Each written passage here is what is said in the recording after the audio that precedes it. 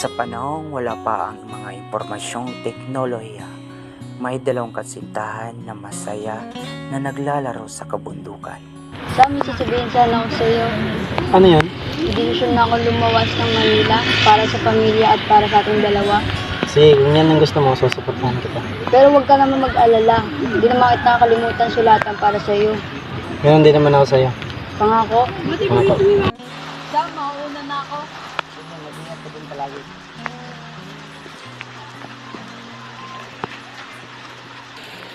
Lane!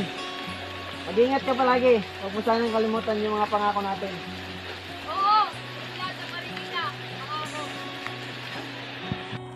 At nagdesisyon ng dalawa na magsulat sa isa't isa.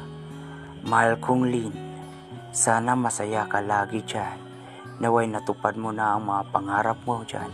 At nandito lang ako, sumusuporta at nagmamahal sa iyo. Mag-ingat ka palagi. Nagmamahal, Samuel. Lumakad si Samuel ng mga ilang oras para may ipasa lang sa mensahero. Mga ilang oras na paglalakbay ng mensahero upang marating niya ang munisipalidad.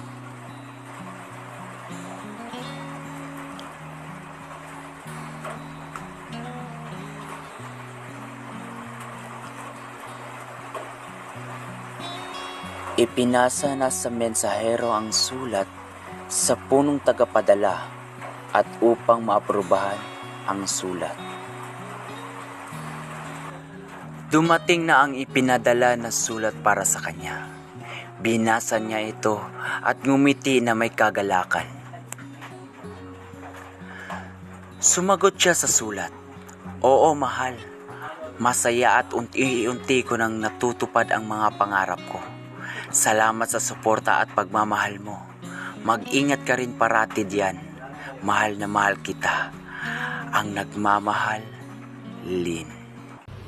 Sa panahon na may mga bagong teknolohiya, pangtransportasyon at iba pa, ang modern information age, isa sa mga kabagong teknolohiya, pwede nang maka-access ng madalian gamit lang ng mobile phone.